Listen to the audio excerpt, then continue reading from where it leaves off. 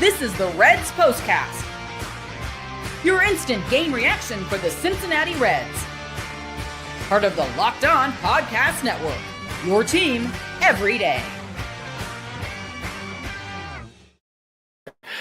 Good evening, everyone, and welcome to a fantastic, exciting installment of the Reds POSTCAST. I am Tim Daniel. I've been covering the Reds in podcast form for 5 years at multiple publications, including the Riverfront and, of course, Late Night Reds. If you are tuning in here, obviously, you know, you can check out Jeff and Steve over on Locked On Reds on this exact feed and this exact YouTube channel, Monday through Friday. We are available on your podcast app of choice. We're available on YouTube. There are no paywalls here to worry about. And tonight, we are discussing a 14-3 Cincinnati Reds win, where that offense we didn't see a whole lot of in the San Francisco series looked like they were showing up here today. So let's go ahead and let's get all excited about it, guys. And of course, here is what we are talking about. This is what you'll be talking about. On a game like this, I think it's easy to know what we're talking about, right? We're talking about the dynamic duo, the double play phenomenon, Elly De La Cruz and Matt McLain. Now, before I get too deep into both of those guys, I want to make sure I give some love to TJ Friedl as well. The top of the order tonight, I should say, really set the tone for this game, really got these guys going immediately in that first inning. TJ Friedl gets a hit to start the day. Matt McLain comes up and smacks that two-run homer. Elly hits on base right after. But just a fantastic night by all those guys to get everything going for sure. So let's go ahead and let's deep dive into the top three. And then I'm going to focus more and more on Matt McLain and Elly De La Cruz today. So TJ Friedl today, 2 for 4 with 2 runs scored and a walk. Matt McLain, 2 for 3, 1 home run, 3 RBIs, a walk, and 4 runs scored. And of course, Elly De La Cruz, 4 for 5, 2 home runs, 7 RBI, a stolen base, and 4 runs scored. So when Elly and Matt played 8 runs by themselves alone, I would say things are pretty good in Reds land, and you like their chance to win those games, right, guys? I think that's pretty fair. So let's just kind of go through what we're seeing from both these guys, because this was awesome. What is just an unbelievable, exciting night. It's chilly. Everyone's super, like, you watch the broadcast and everyone's got blankets on. They're in their winter coats. They got their beanies on. But Elly De La Cruz and Matt McLain lit up GABP tonight. They had it hot, baby. Yeah, buddy. That doesn't make any sense, guys. Don't hold that against me. But this is what really makes experiences like GABP all exciting it can be. I talked about this on my last show before I came over here to Locked On, where I was annoyed that people were saying GABP was 27th out of 29, 26 out of 27 out of 29 major league ballparks. Crap. And tonight you saw a great atmosphere, even in a smaller audience. I thought the crowd was awesome tonight, and obviously they responded very well to their young phenoms. But Matt McLain, so we obviously talked about how much this team was going to miss him, had missed him last year. And tonight was just such a great Matt McLain night. And we're not just talking home runs. We're not just talking scoring runs. I mean, he did everything for this team. And I'm sure some negative Nancy's going to pop in these comments and be like, well, you know, he did have a strikeout tonight, Tim. Yes, he did. You know what else he did? Dominated. That's what he did. He was such, I mean, just such a fun thing to see. And like the thing you miss so much, that spark that they didn't have last year. Matt McLain does it again tonight, and he's done it so far this season. Tonight was his 3rd home run of the year already.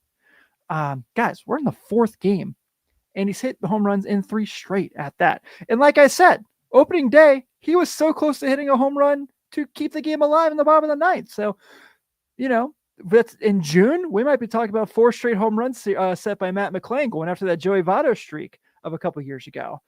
So kudos to Matt McLain. Man, what an awesome day for him. And look, guys, we don't have to go much farther. You know, we all know. Elly De La Cruz, a switch hitting phenomenon, a guy that my old boss said, Chad Johnson said, you can go ahead and count that he is the best player in baseball. I'm not there yet, but I'm not too far off either. This is a quote from my guy Tregs that he put out there today. Elly's 7 RBI match a franchise single game record by a Cincinnati Reds switch hitter shared by Javier Valentin on July 17th, 2005. So Elly has broken the cycle streak in his career already, and he does the switch hitting record thing tonight. So that's pretty awesome. Tonight, like I said, just an unreal 4 for 5, 7 runs, 7 RBI, 4 runs scored, 2 home runs. And I cracked up so much that everyone's all excited about the cycle for his next at bat, for his 4th and final at bat. Everyone's thinking like, oh my gosh, we might get another one of these again.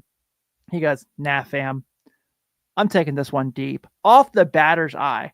And who was on base in front of him? Matt McLain. Look, my job is not to go into here and talk about what this means for the year. That's what Steve and that's what Jeff do. But what I am going to do on that note is say that when you're getting performances like this from your top 3 guys, obviously you're not going to score 14 runs every night. Your top 3 guys aren't going to score 10 of those 14 runs every night like they did tonight. But that sets the tone for things to come. And we just had this whole thing, yesterday about like, did Terry Francona make the right moves? Today, he goes right back to the thing he promised. He goes right back to, this is my top 3 in the order, and this is how it's going to go. And that top 3 today, chef's kiss, guys. They were absolutely beautiful out there on the field. So Elly De La Cruz, Matt McLain, TJ Friedl setting the tone for the Cincinnati Reds today. And guys, I haven't even talked about Brady Singer yet. We're going to get to Brady Singer because he's going to be someone who really, really, man, what a debut he had. But after this next segment, I'm going to talk about something that I was really pumped to see. I know a lot of people were questioning after this weekend. Guys, the Cincinnati Reds were stealing bases again? Man, let's talk about that here in our next segment.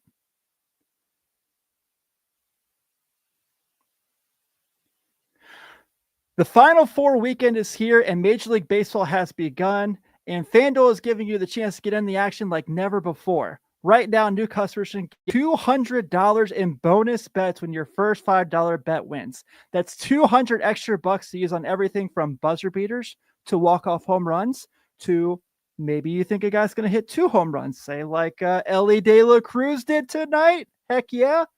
I've got an eye on a few things that I love to do. I love prop bets. I love single game props. I love seeing if FanDuel has Matt McLain 3 runs scored tonight, Elly De La Cruz 2 stolen bases, Brady Singer 6.5 strikeouts. I want to see what FanDuel's thinking, and I want to see if I'm thinking the same way they are, and I want to make some money. The FanDuel app is simple to use, and when I win, I get paid instantly. No waiting around. So visit FanDuel.com and get on the Final Four action this weekend or the Major League action all season long.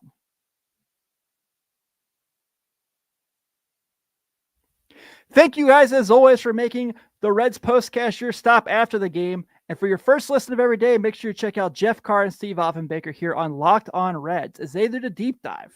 I'm here for the game recap. They're here for the big picture recap as well. So I'm seeing some notes in the chat. I want to make sure I get to these real quick. Jonathan Lynn says ALDC top 3 MVP this year. I love it.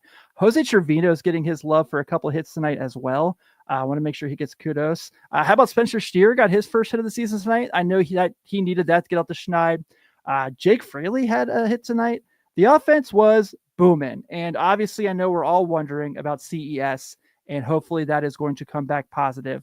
But we shall see how that goes. But guys, you know what the Reds did tonight that we hadn't seen so far in this young season? They got back to being aggressive on the base path. And if you listen to Terry Francona through the offseason, he talked quite a bit about, I don't want them to not be aggressive, but I want them to be intelligent when they're aggressive. And tonight, Kumar Rocker has that lengthy delivery that takes him a while to get to the plate. And you saw the Reds really take advantage of it. Obviously, I mean, they got a couple stolen bases. They get one. They get for one from Elly tonight. So that was really cool. And then they got one from TJ Friedl, which really helped out with the game. So TJ Friedl gets his right before the Matt McLain homer. And then Elly got his a little bit later in the game. So, yes, it's only 2. But I saw your guys' comments after the Giants series of why weren't they running? Why didn't they go steal bases? Well, I think a lot of that had to do with Patrick Bailey being really, really good behind the plate.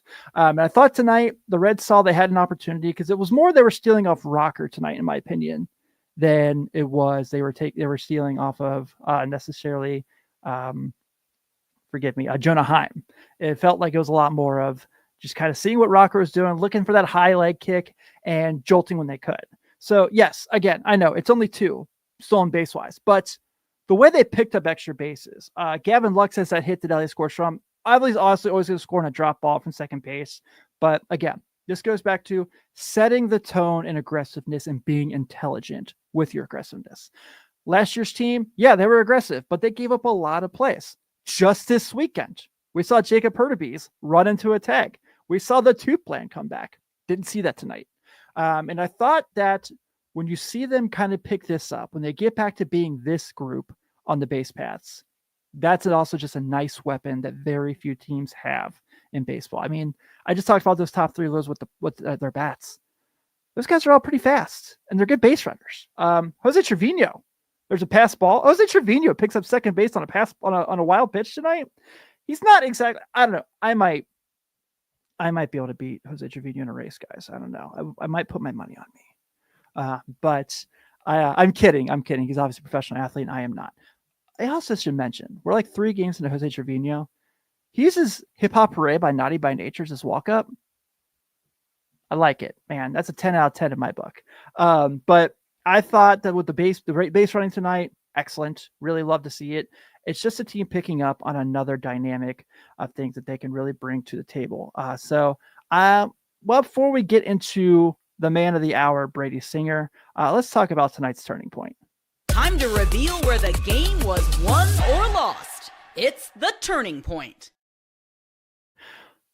So really, let's be respectful here, because I would say the turning point was when Brady Singer stepped on the mound, right? That was for sure the turning point. But in fairness, it was Matt McLain's 2-run homer in the first inning to make it 3-0, and they took off from there. Again, an unbelievable start to the year for Matt McLain. But I want to make sure we give our flowers to flowers due. And also, while we're at it, let's just go ahead and let's just keep the young gun love going. We know who it is. This is the Locked On Player of the Game. I'm going to go co-player of the game because I need to lead in my next segment. The first is obviously Elly De La Cruz, 2 homers, 7 RBI. But Brady Singer, Reds debut, makes history tonight. And he was unbelievable, guys. Could you believe how good he was tonight? So, Brady Singer and his Cincinnati Reds debut is the first pitcher since Tom Seaver to go 7 scoreless innings in his team debut. I don't know if you guys know this or not, but Tom Seaver's pretty good. A couple things I really loved tonight from Brady Singer was his pitch location. I thought his sinker looked fantastic. That was just something that he hit all the spots he wanted to hit with the ball. He painted the corners. He attacked them and he attacked him down the middle. He was having a blast. You saw from 7 innings tonight, only has 1 hit on the Garcia double, which I thought that was a really good pitch. Honestly, I just thought Garcia did a great job getting a hold of it. Adolis Garcia, that is. Does have 2 walks. Walks didn't phase him whatsoever. And then the 8 Ks. So just super aggressive and having control of the baseball and not letting things not letting anything get away from him. Garcia has that double on that really nice pitch, like I said, shakes it off. Has a couple bucks, shakes it off. Takes the ball right back, gets the next guys out. He was awesome tonight. I've seen a couple of these comments. I want to make sure I get to them. Sidney Price says it, of course, and a few others. But the pace. So watching him and Nick Martinez go back to back with just that pace of just like being really aggressive and not wasting time. It's been really fun. I know Nick Martinez didn't have anywhere near as good of an outing as Brady Singer did today, but I still think Nick Martinez is going to be okay. I just think that something happened there at the end. This is going to be pretty awesome with this group. And we also, like we've been saying for a long time, we've been saying it through the offseason, the strength of the Cincinnati Reds is their starting rotation. Brady Singer is your fourth guy. And he might be your fourth guy when Andrew Edmonds back. I would think so. Andrew Edmonds, your fifth guy, is pretty good. So it's pretty hard to go against that. And I know Sam Moll throws 2 innings. Doesn't have his best. Wait a minute. Did they have that right? I thought that was Suter in the 9th. Did MLB fool me, guys? Okay. Anyway, I saw some bullpen still stinks comments. Calm down. The bullpen has had 2 bad innings, this 3, but I'm not freaking out about it. They've been very good. And if you're coming in here to be negative in a 14-3 win and a football score of a baseball game, this is not the show for you.